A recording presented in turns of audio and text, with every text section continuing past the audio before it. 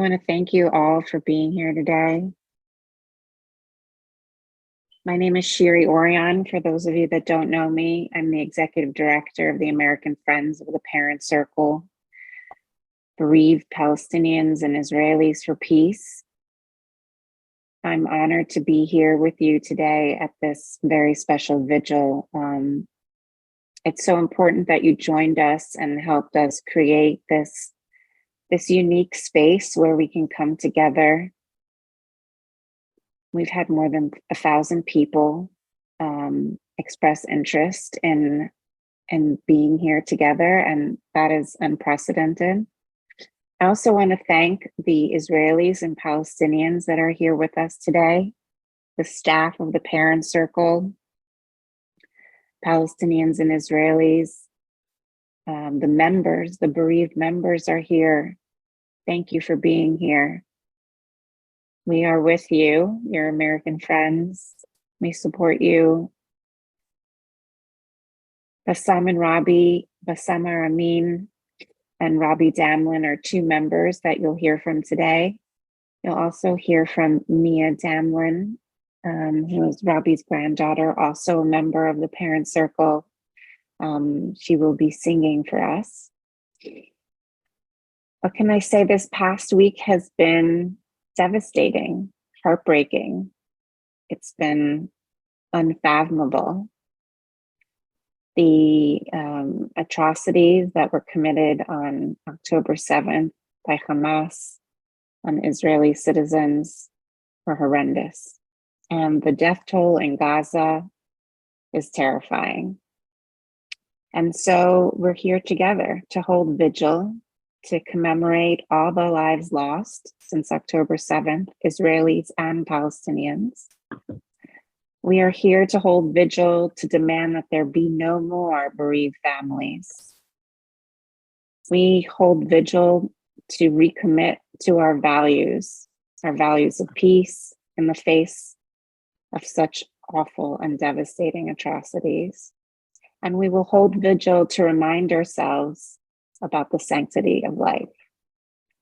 I have devoted the past 20 years of my life to peace. And since October 7th, I have wondered, what does that mean? What does that look like? And so I have been trying to focus on the most basic things that we all still have in common, all of us here today. So I know that we are all deeply saddened, but we will be sad together. I know that we're terribly scared, but we'll be scared together. I know that we're grieving. We will grieve together. I know that we're being tested, but we're being tested together. I know that we're all searching for hope. We will search together. We are all here together right now. I'd like to ask everybody to light a candle. If you haven't lit yours yet, does everybody have a candle? Give you a second to get one. I'm going to light mine.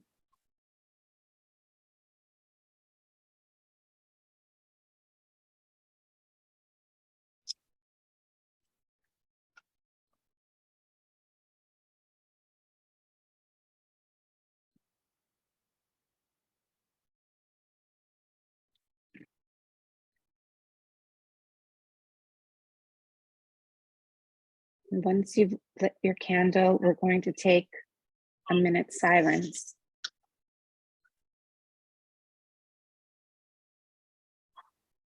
Please mute yourselves, and we take a minute silence starting now.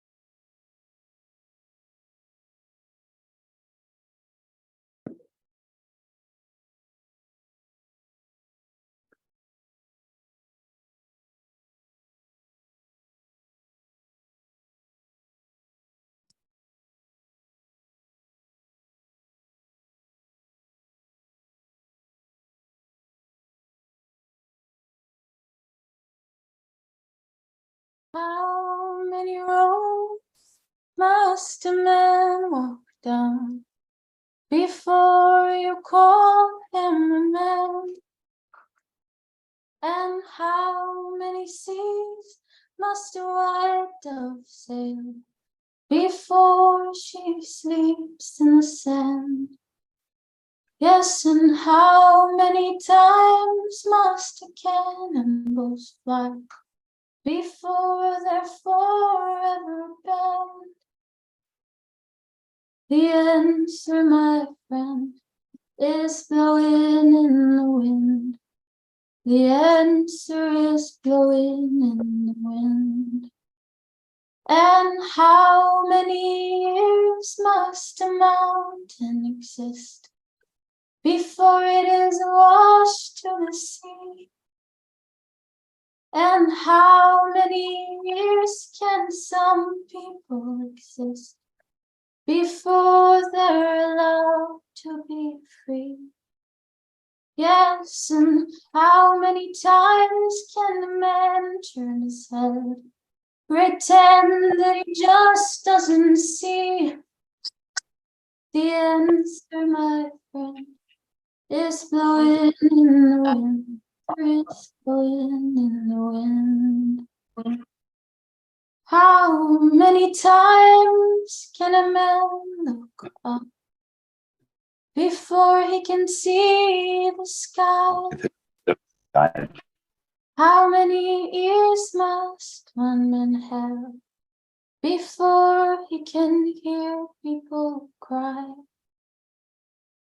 And how many deaths will it take till he knows that too many people have died?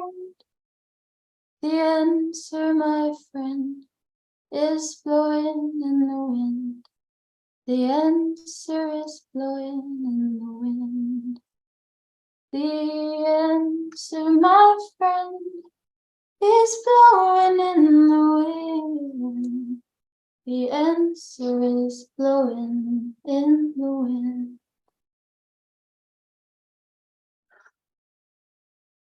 Thank you, Mia. Beautiful. And thank you for being with us here today with your grandmother next to you. Robbie Damlin, my friend and bereaved mother, Israeli, our spokesperson. I see your face, Robbie. I see that you're hurting. And I know that in the past week, you've done nothing but watch the news and run to your safe room and do countless interviews. I don't know how you do it, but thank you for all that you do and all who you are. Will you share with us a little bit today, Robbie?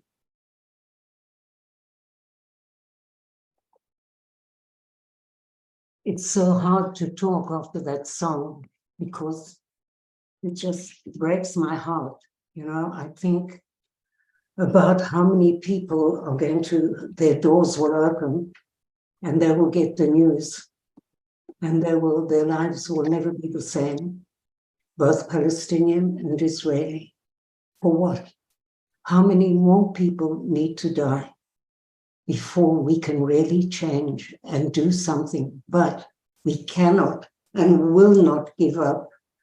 I can't imagine what it must be like to live down in the south. So we've had rockets here, but I have a safe room and I can run away. But what about the mothers in Gaza? All these people who have got nowhere to run, the mothers holding their children's hands and trying to find a safe place. And it was pouring with rain today. And where are all the hostages? Where is Vivian Silver, my great friend, who is the same age as me and worked for all of her life? All of her life she's devoted to working for peace. And here she is a hostage. How can that possibly be? Where is the fairness in all of this? Who must we talk to? Where are the leaders who have not even bothered to go down to the south or to talk to their people, and even the Palestinian leaders who are not here to talk? How are we ever going to end this if we don't start talking to each other and start to recognize the humanity?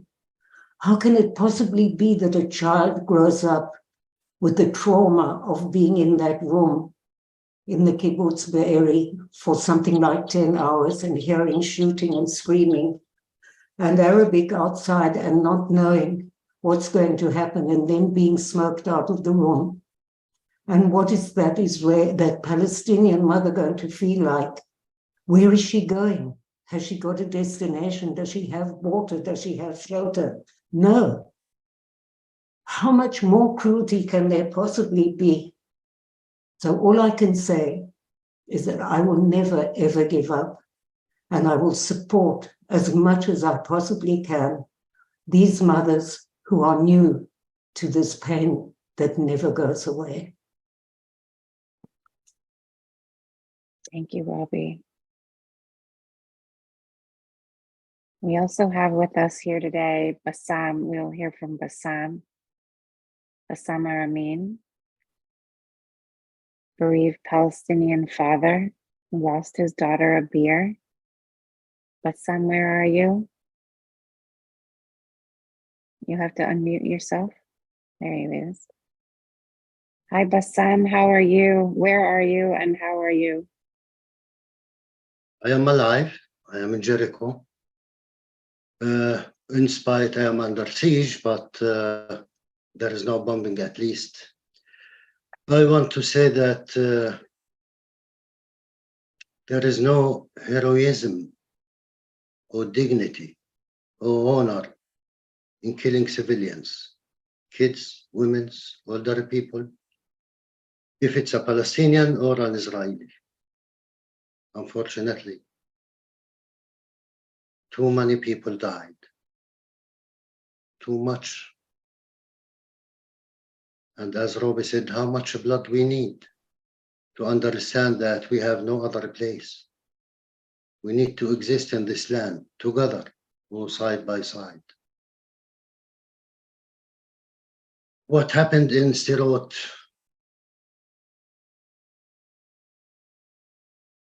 is terrible. It's not acceptable. And especially us as civilians, we know the price that the Palestinian civilians paid. We will never support any aggression, any killing against civilians at all, if it's Israelis or Palestinians. On the other side, we can see thousands of people, millions in fact, they have no shelter. Kids, women, they have no place to run. We need to stop this madness for the future. And for those who lost their beloved one, who like us understand what you are going through. Exactly. It's happened to us and it's still with us up to the moment.